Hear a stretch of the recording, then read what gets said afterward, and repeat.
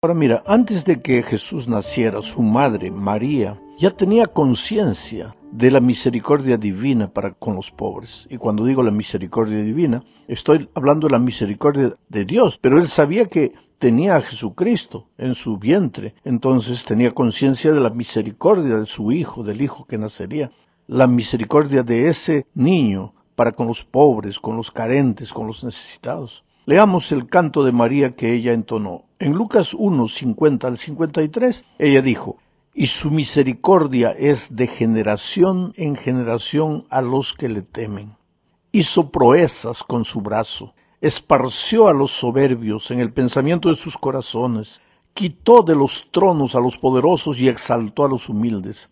A los hambrientos colmó de bienes y a los ricos envió vacíos. Ahora, necesitamos ser cuidadosos al leer este texto, porque María no está diciendo aquí que los ricos y poderosos son malos y que los pobres y humildes son buenos. Si lo dijera, entonces Dios sería injusto. Mi amigo querido, Dios ama a todos los que sinceramente lo buscan. Él no se importa con el color de la piel, o el lugar de donde uno proviene, o el nombre de la familia, o la situación social o financiera. Dios ama a todos los seres humanos, a todos los que le buscan, a todos los que le temen, dice María. Ahora, lo que María dice es que los ricos y poderosos, tal vez por confiar en lo que tienen y lo que son, con frecuencia no le dan importancia a las cosas divinas. Por eso María dice, esparció a los soberbios en el pensamiento de sus corazones. ¿Por qué? ¿Cuál era el pensamiento de sus corazones, de los corazones de esos soberbios? Pues la soberbia y la suficiencia propia te hacen mirar la vida de una manera completamente torcida. Es muy humano olvidarse de Dios cuando nada falta, y hasta es posible ser injustos con lo que tienen menos. Pero de acuerdo con María, no debemos olvidar que su misericordia, la misericordia de Dios, es de generación en generación a los que le temen. Me impresiona la expresión a los que le temen.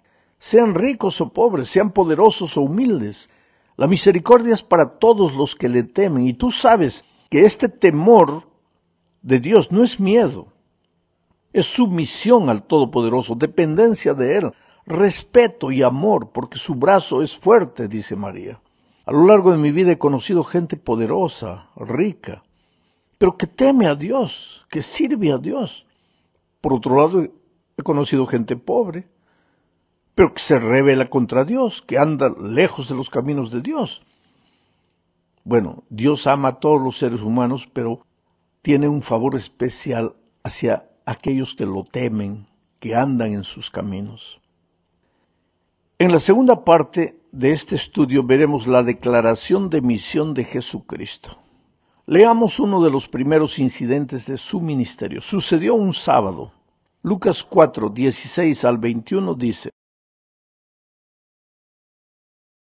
vino a Nazaret, donde se había criado, y en el día del reposo entró en la sinagoga conforme a su costumbre. Esta expresión es interesante, entró en la sinagoga conforme a su costumbre.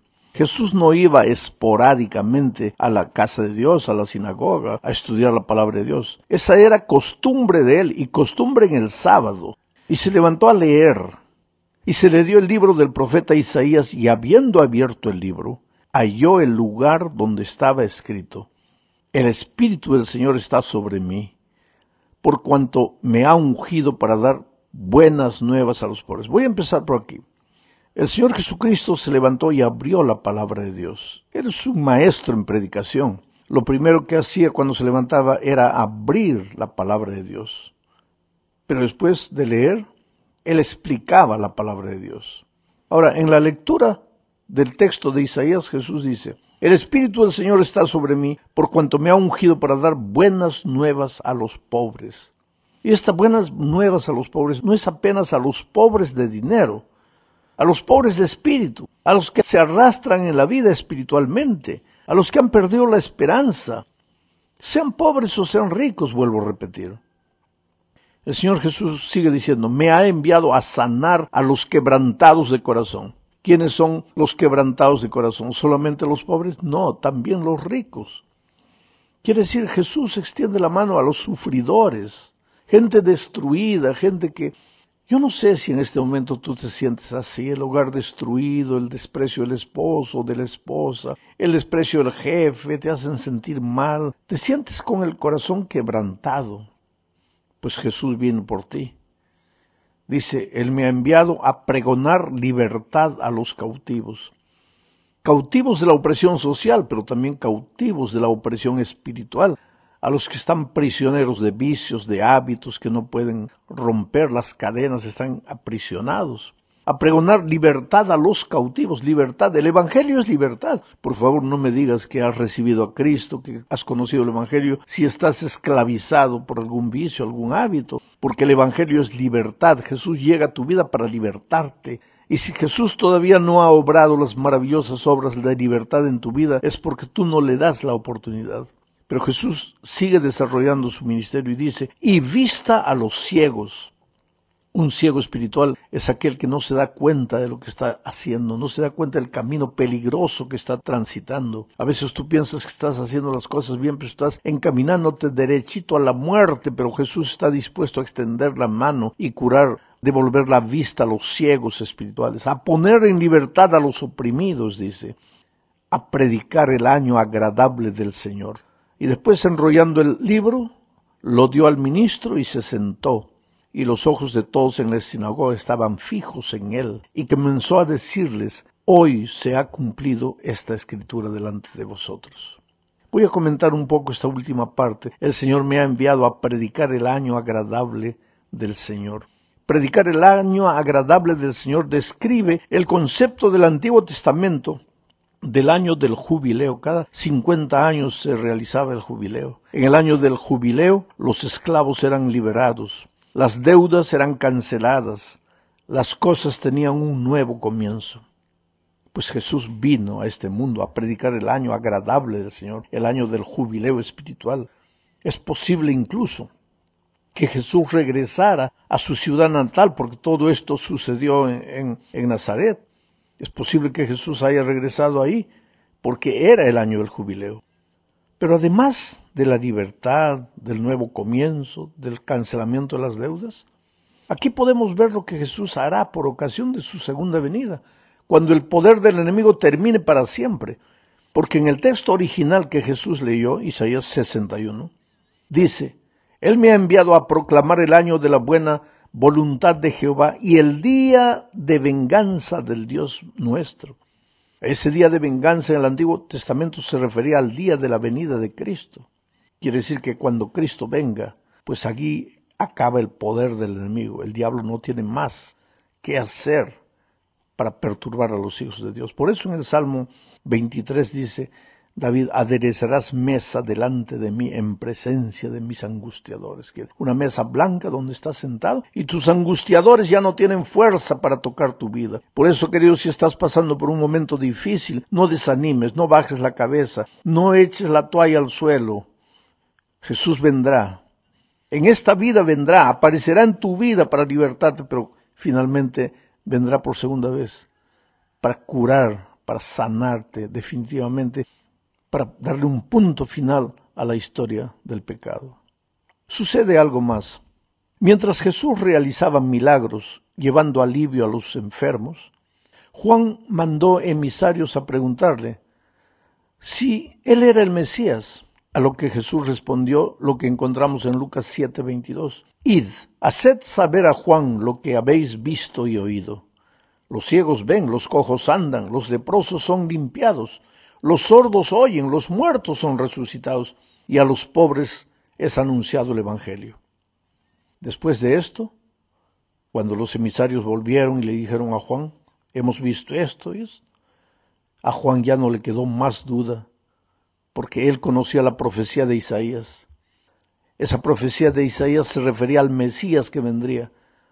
Y si Jesús estaba haciendo todo eso, entonces era el Mesías que había venido. Sabes, esto nos prueba que conocer la profecía nos ayuda a desarrollar la confianza en las promesas de Dios.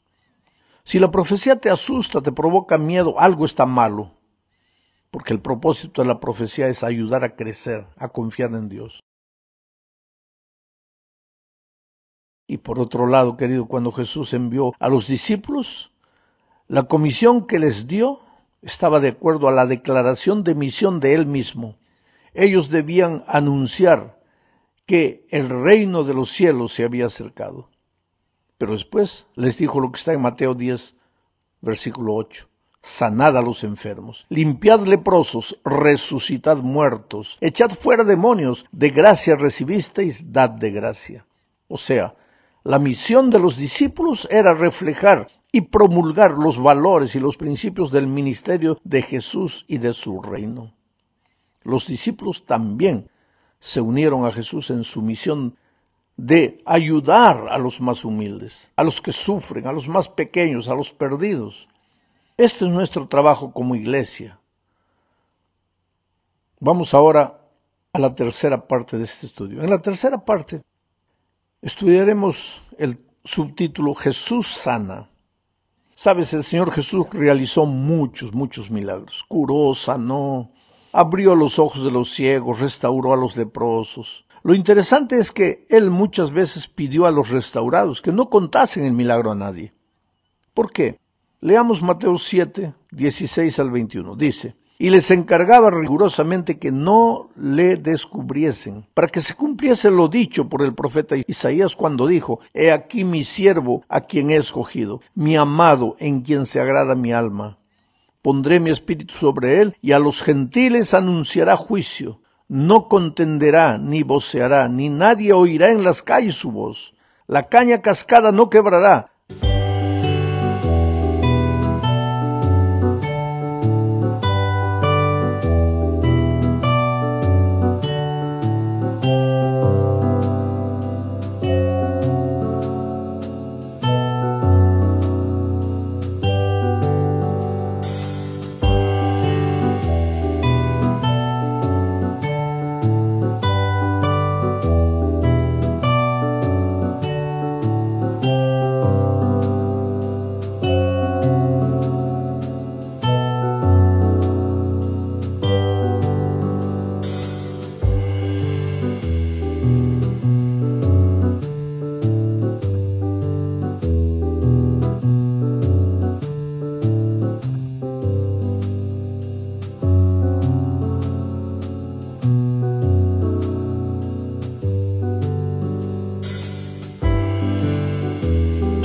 Y el pabilo que humea no apagará hasta que saque a victoria el juicio, y en su nombre esperarán los gentiles.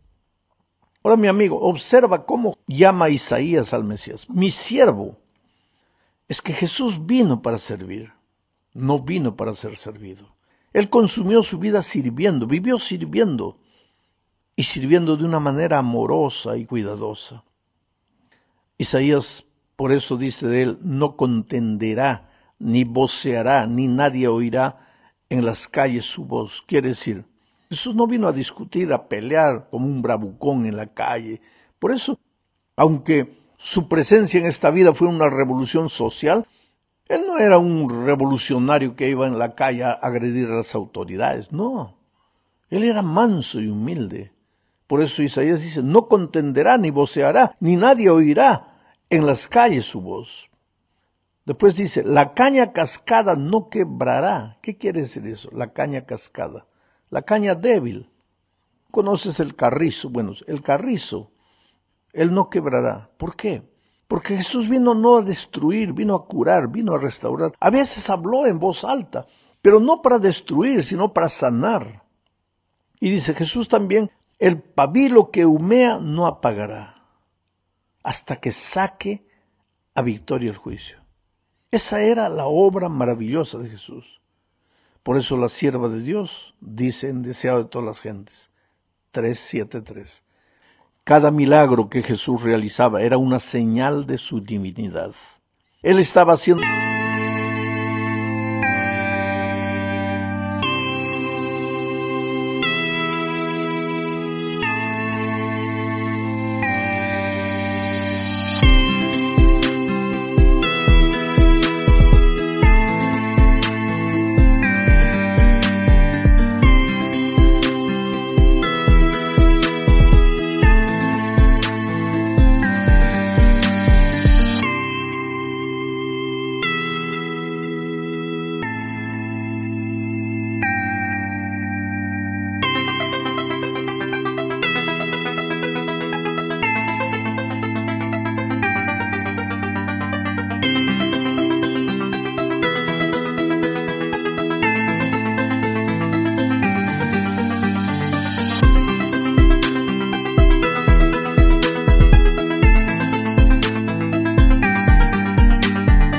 la obra que había sido predicha acerca del Mesías. Pero para los fariseos esas obras de misericordia eran una ofensa positiva. Los dirigentes judíos miraban con despiadada indiferencia el sufrimiento humano. En muchos casos, su egoísmo y opresión habían causado la aflicción que Cristo aliviaba. Así que sus milagros les eran un reproche. Quiere decir, los fariseos se sentían agredidos por los milagros de Jesús. Porque dice la sierva del Señor, ellos muchas veces habían provocado esas situaciones de enfermedad, de sufrimiento, de dolor, que ahora Jesús venía y resolvía. A mí me impresiona cuando dice, el pabilo que está humeando, él no apagará. El pabilo que está humeando. Ese se refiere al cristiano que está languideciendo, que ya está humeando, ya no tiene llama, ya no tiene fuego. Pero Dios te ama tanto, querido, que para Él no hay caso perdido, para Él no hay caso destruido. Dios te ama y está dispuesto a hacer maravillas en tu vida. Vamos al incidente de la purificación del templo. Esta es la cuarta parte del estudio. Mira, puede parecer extremadamente duro lo que sucedió en el templo, aquel día en que Jesús expulsó a los vendedores. Pero a veces, ¿sabes?, es necesario hablar con las personas en el único idioma que ellas entienden. En el Sinaí, por ejemplo, Dios habló a los israelitas entre lenguas de fuego y trueno. ¿Por qué? Porque después de siglos de esclavitud, parece que el pueblo de Israel, el único idioma que entendían era el grito y el látigo. Y entonces Dios se dirigió a ellos en esa forma de comunicación. Pero eso fue circunstancial. Ese no es el ideal de Dios. Dios es amor, su lenguaje es de amor. Es un lenguaje manso, suave, pero en ocasiones pues es necesario el lenguaje del Sinaí.